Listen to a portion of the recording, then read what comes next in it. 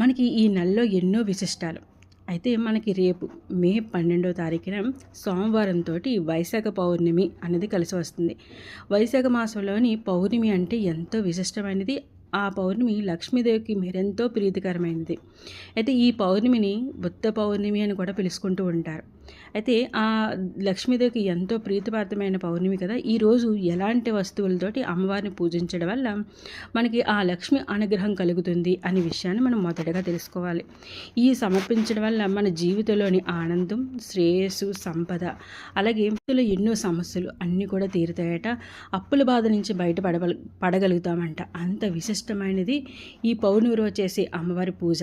అయితే ఆ పూజని ఎలా చేసుకోవాలి, ఎలాంటి వస్తువులతో అమ్మవారిని పూజించాలి, అమ్మవారికి ఎలాంటి పుష్పాలని సమర్పించాలి అనే విషయాన్ని తెలుసుకోవాలనుకుంటే ఈ వీడియో లాస్ట్ వరకు చూడడానికి అయితే ప్రయత్నం చేయండి. మీకు ఒక మంచి విషయం తెలుస్తుంది. అలాగే ఈ వీడియో కూడా మీకు బాగా నచ్చుతుంది అనుకుంటున్నాను. అయితే వైశాఖ పౌర్ణమికి నది స్నానాలు, అలాగే దానాలు చేయడం వల్ల మనకి శుభ ఫలితాలు కలుగుతాయట. అయితే వైశాఖ మాసంలో విష్ణువుని ఆరాధించడం వల్ల లక్ష్మి ప్రీతి చెందుతుందని చెప్తూ ఉంటారు.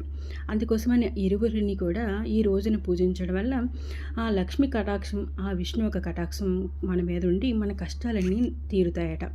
అలాగే వైశాఖ పౌర్ణమి నాడు దానాలు ఎంతో పుణ్యాన్ని కలగజేస్తాయి. మీకున్న సమస్యలన్నీ కూడా తీరిపోతాయి. సంపదకు దేవతైన ఆ లక్ష్మీదేవి విష్ణు అనుగ్రహం ఎంతో విశిష్టంగా మనకు కలుగుతుంది. మన కష్టాలన్నీ కూడా తీరిపోతాయి. అయితే ఈ వైశాఖ పౌర్ణమి నాడు లక్ష్మీదేవికి వీటిని సమర్పించడం ఎంతో విశిష్టాన్ని కలగజేస్తుందట. మనం ఎప్పుడు కూడా వైశాఖ పౌర్ణమి రోజు లక్ష్మీదేవిని సాయంత్ర సంధ్యా సమయంలో, అంటే పౌర్ణమి ఉన్న సమయంలోని పూజించడం వల్ల లక్ష్మి ఎంతో ఆనందం చెందుతుంది. అయితే మనం పూజించే సమయంలోని తామర పువ్వులు అంటే లక్ష్మీదేవికి ఎంతో ఇష్టం. వైశాఖ పౌర్ణమి నాడు లక్ష్మీదేవికి తామర పువ్వులను సమర్పిస్తే మంచి ఫలితం ఉంటుంది. మనకు అప్పుల బాధలన్నీ కూడా తీరిపోతాయని చెప్తుంటారు. అలాగే వైశాఖ పౌర్ణమి నాడు పాత్రలను, ధాన్యము లేదా తెల్లని వస్త్రాలను దానం చేయడం వల్ల మనకి సంపద, శ్రేయస్సు కలుగుతుందటండి. అలాగే లక్ష్మీదేవికి ఇష్టమైనవి, అలాగే లక్ష్మీదేవితో పాటు పాల సముద్రంలోని జన్మించినవి గవ్వలు. ఆ గవ్వలను లక్ష్మీదేవికి అంటే ఎంతో ఇష్టం. అది కూడా వైశాఖ పౌర్ణమి నాడు లక్ష్మీదేవికి గవ్వలను సమర్పించడం వల్ల కూడా సానుకూలత శక్తి అనేది మనలో పెరుగుతుందట. ప్రతికూల శక్తులన్నీ కూడా తొలగిపోతాయట.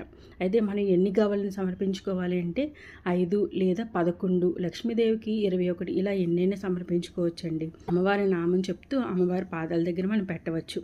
అలాగే అమ్మవారికి ఇష్టమైనది, అమ్మవారికి ఎంతో ప్రీతికరమైనవి ముత్యాలు. ఈ ముత్యాలు స్వచ్ఛత, శాంతికి చిహ్నం. ముత్యాలను సమర్పిస్తే లక్ష్మీదేవి మన కష్టాలన్నీ కూడా తీర్చేస్తుందట. అది కూడా వైశాఖ పౌర్ణమి నాడు లక్ష్మీదేవికి ఇష్టమైన ముత్యాలను సమర్పిస్తూ అమ్మవారికి హారతిని సమర్పించినట్లయితే మనకి సిరి సంపదలు కలుగుతాయట. ముత్యాలను సమర్పించేటప్పుడు లక్ష్మీదేవి మంత్రాన్ని పఠిస్తూ సమర్పించితే ఇంకా మంచిది. మనకు జీవితంలో పురోగతిని కావాలి అనుకున్నప్పుడు రావి చెట్టు దగ్గర ఆవాల నూనెతో దీపారాధన చేయడం ఎంతో మంచిదట. లక్ష్మీదేవికి ఇష్టమైన పాలను, అలాగే ఆ పాలలోని కొద్ది తేనెను, యాలకులను కలిపి సమర్పించడం కూడా ఎంతో మంచిదండి. మనం ఆల్రెడీ ఒక వీడియోలో చెప్పుకున్నాం కదండి. ఒక వెండి పాత్రను తీసుకొని ఆ పాత్రలో కొద్ది నీళ్ళు పోసి ఆ నీటిలో కొద్ది పచ్చకర్పూరాన్ని, కొద్ది పసుపుని, చిన్న తులసి దళాన్ని వేసి అమ్మవారికి పాదాల ముందు పెట్టడం ఎంతో మంచిదండి. ఇలా అమ్మవారిని పూజించుకోవడం వల్ల మన ఇంట్లో లక్ష్మీ కటాక్షం అనేది పరిపూర్ణంగా ఉంటుంది. అయితే మనకి ఏదైనా మన తలరాతులో అది మనకు ఉంది అన్నప్పుడు కొద్దిగా లేట్ అయినా కూడా అది తప్పనిసరిగా మనకి చేరుతుందండి. అలా ఆశిస్తూ అమ్మవారిని ఇలా పూజించుకోండి. ఖచ్చితంగా లక్ష్మీ కటాక్షం కలుగుతుంది. ఎప్పుడు కూడా మనం నిజాయితీగా, మనం స్వచ్ఛతంగా ఉన్నప్పుడు ఏదైనా ఆ తల్లి మనకు అనుగ్రహించకుండా మానదండి. ఇదండి ఈరోజు మన వీడియో. ఈ వైశాఖ పౌర్ణమికి లక్ష్మీదేవికి ఈ విధంగా పూజించుకొని ఖచ్చితంగా లక్ష్మీ అనుగ్రహం అనేది మీ అందరికీ ఉంటుందండి. వీడియో మీ అందరికీ నచ్చితే ప్లీజ్ లైక్ చేయండి. ఇలాంటి మంచి మంచి వీడియోల కోసం నన్ను సపోర్ట్ చేయండి. Thank you for watching.